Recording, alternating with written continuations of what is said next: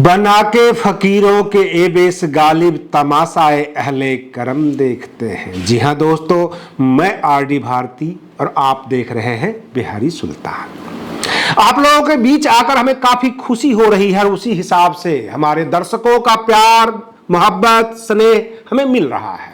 इसके लिए आपके हम आभारी हैं, धन्यवाद देते हैं कि आप लोग पूरा का पूरा वीडियो देखते हैं। आज का जो हमारा न्यूज कार्यक्रम है इसमें कई अगर मगर हैं। समाजवादी पार्टी और कांग्रेस के रिश्ते, कांग्रेस का बढ़ता जनाधार, बहन मायावती जी की ललकार है, आरएस प्रवीण छा गए हैं तेलंगाना में। तेलंगाना में लोग तो अब ये भी कहने लग गए हैं कि आगामी सरकार बसपा की आ रही है।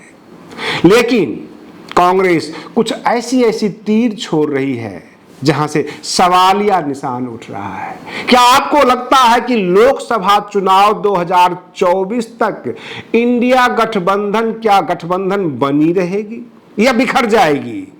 उत्तर प्रदेश में तरह तरह की चर्चाएं हो रही है। अगर छात्र, इलाहाबाद यूनिवर्सिटी की बात कर रहा हूं, वो प्रॉक्टर चीफ के खिलाफ मुर्दाबाद के नारे लगाए जाते हैं तो उनके ऊपर लाठी चार्ज होता है। क्या जिंदाबाद और मुर्दाबाद के नारे के लिए जो रैली में जाते हैं, जो धरना पे बैठे होते हैं, उनके ऊपर लाठी चार्ज करना, लाठियां भांजना कहां तक जायज है? यह उत्तर प्रदेश के सरकार से सवाल है।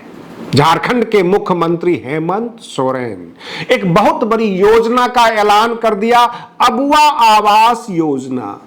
और पूरे देश के यानी केंद्र सरकार के ऊपर भी ये सवाल उठ जाता है कि जो प्रधानमंत्री आवास योजना थी, जिसके तहत सभी राज्य वहां के जो बेघर लोग हैं उनको आवास दिया करते थे, लेकिन हेमंत सोरेन जी का कहना यह है बहुत छोटा आवास होता था, लाख डेढ़ लाख में कैसी आवास बनेगी, इसलिए हमने अबुआ आवास योजना शुरू किया है जिसमें ज्यादा पैसे देंगे, मकान की साइज बड़ी होगी, रहने लायक होगा।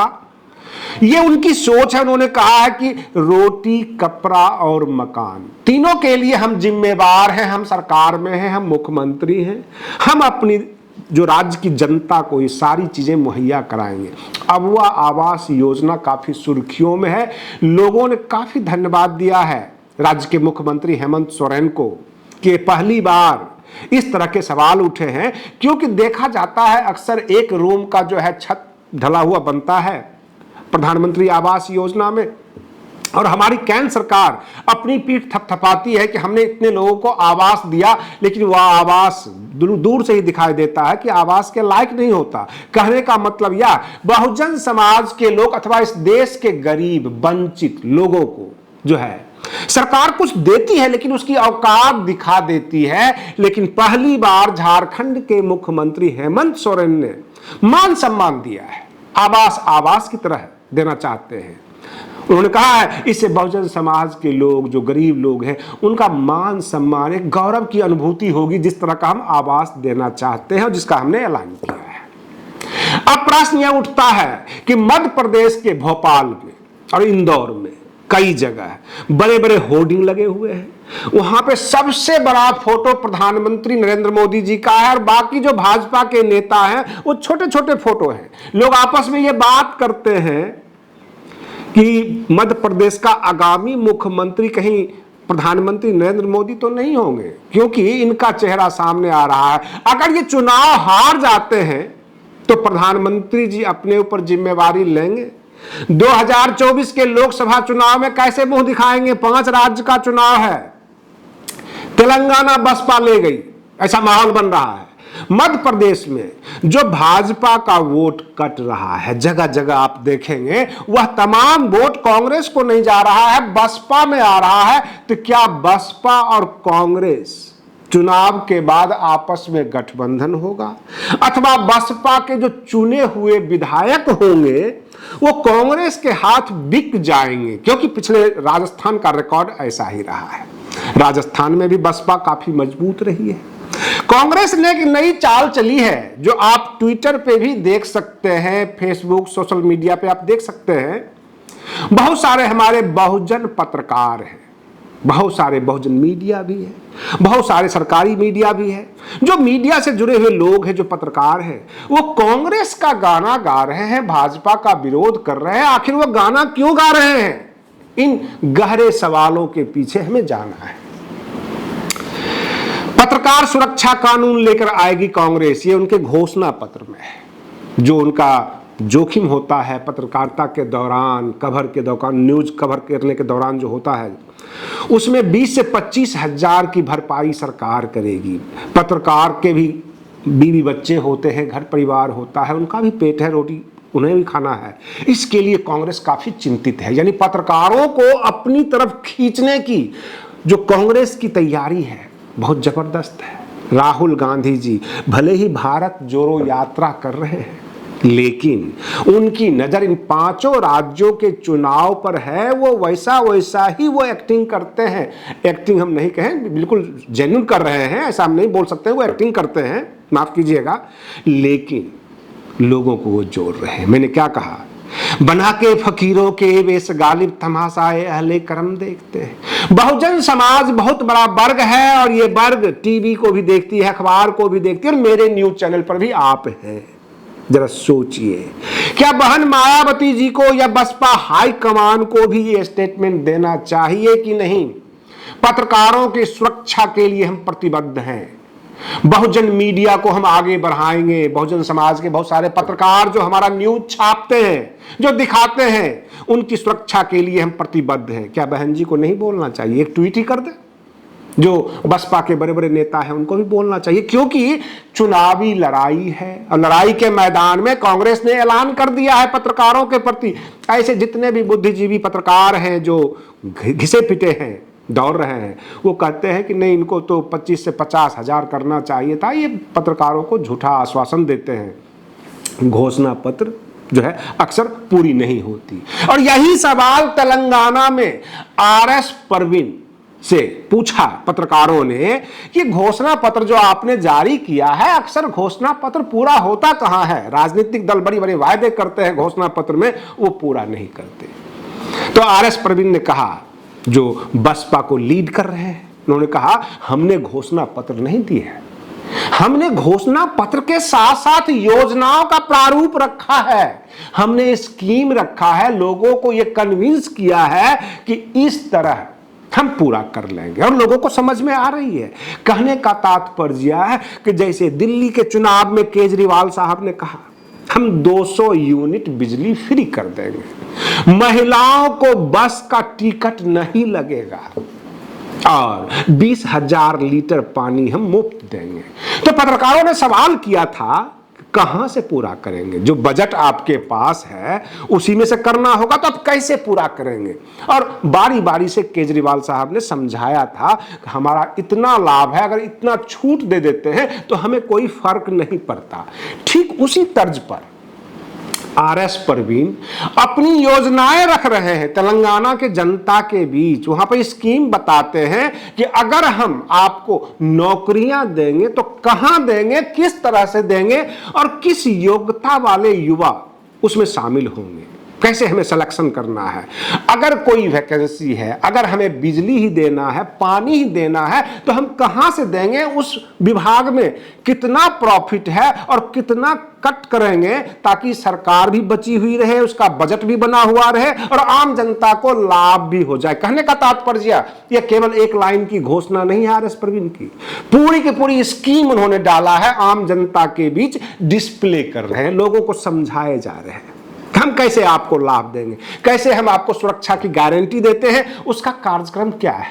अगर पुलिस सुरक्षा होती है तो ADG रैंक रह चुके हैं RS परवीन, IPS हैं, वो आम जनता को बखूबी समझा लेते हैं कि अगर पुलिस व्यवस्था हमको दुरुस्त करना है तो हम कैसे कैसे करेंगे। लोगों को समझ में आ भी रही है, और इस वजह से तेलंगाना में बसपा की लहर है। मध्य प्रदेश का एक बड़ा हिस्सा बसपा और गोंडवाना गणतांत्रिक पार्टी के कब्जे में आ चुका है। वहां पर बसपा नंबर 1 पर रहेगी, कुछ सीटों पे बसपा नंबर 2 पे भी जा सकती है, 3 पे भी जा सकती है, लेकिन एक बड़ी संख्या में बसपा चुनाव जीत रही है मध्य प्रदेश में।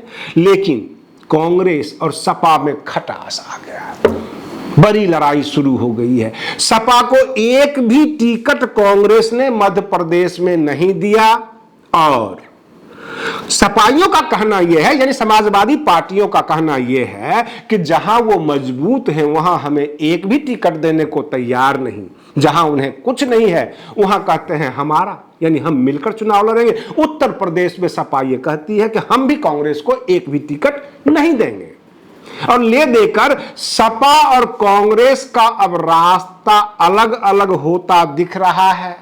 36 का आंकड़ा नजर आ रहा है। तो क्या आपको लगता है कि इंडिया गठबंधन ये बरकरार रह पाएगा या ये गुब्बारा जो है ये फूस हो गया? अब यहां से एक नई चीज निकल कर आती है। ऐसे अखिलेश यादव जी कई बार गलतियां कर चुके हैं, मुख्यमंत्री स्तर के वो नेता हैं, उत्तर प्रदेश के पूर्व मुख्यमंत्री रह चुके हैं। उन्होंने जो बयान दिया देवरिया कांड में वो काफी सोचनीय हो जाता है। उन्होंने कहा कि बुलडोजर के पास दिमाग नहीं होता।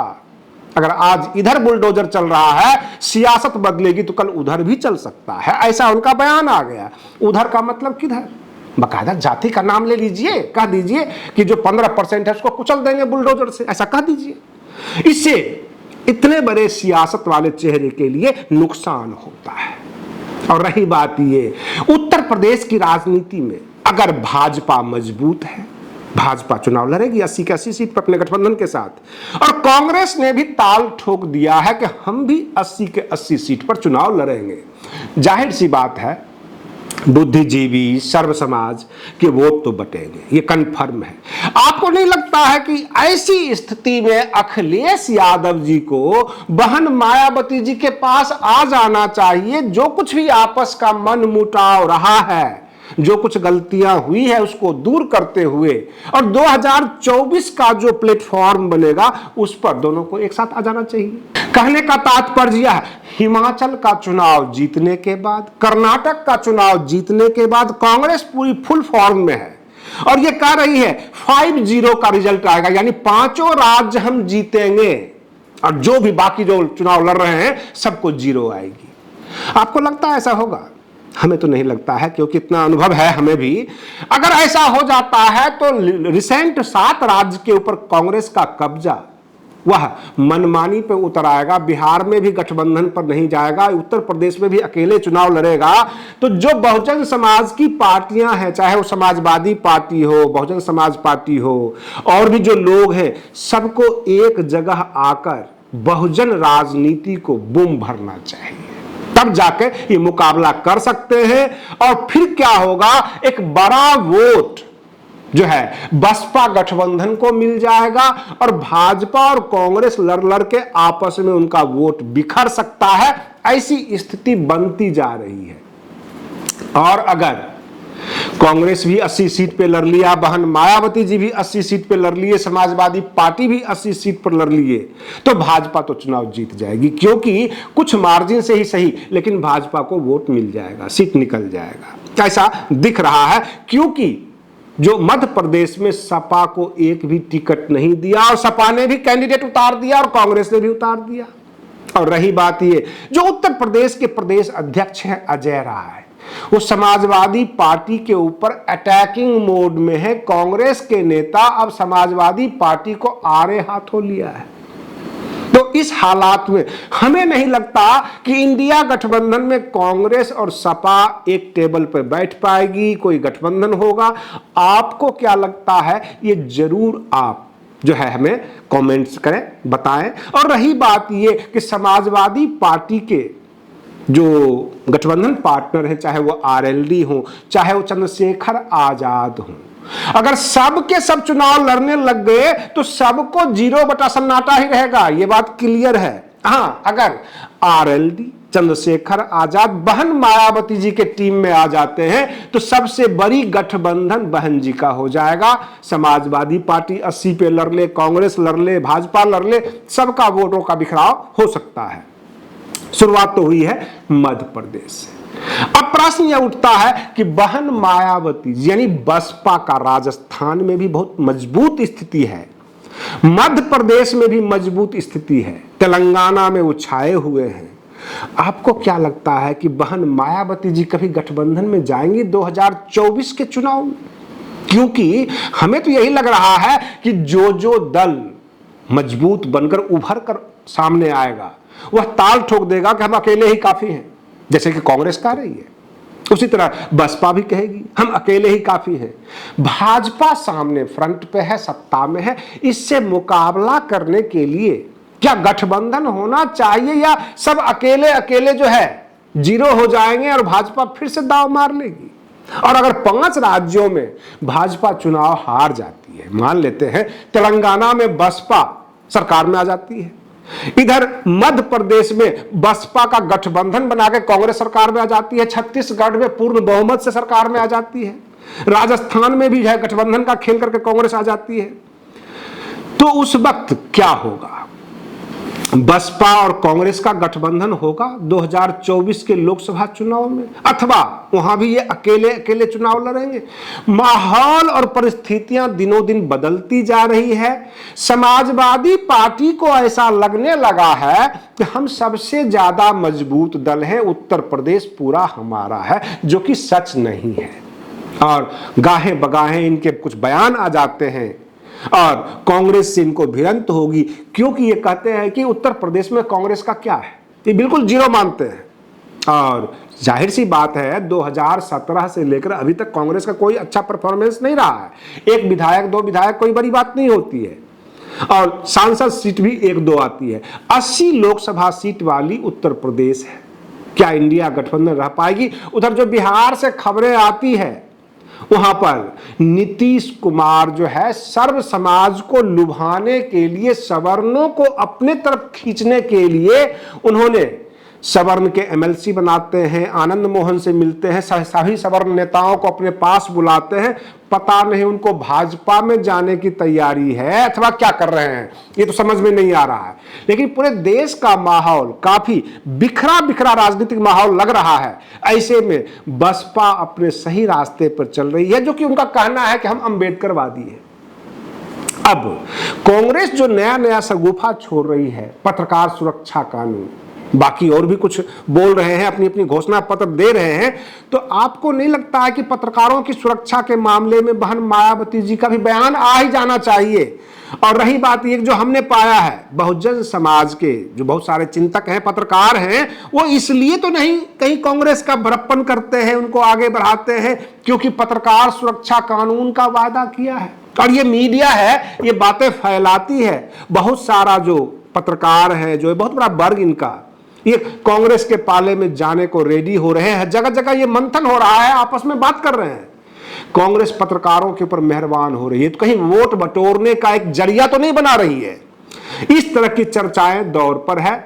और आज के लिए इतना ही, बस आप बने रहिए बिहारी सुल्तान चैनल पर। हम फिर मिलते हैं अगले वीडियो में, तब तक के लिए धन्यवाद।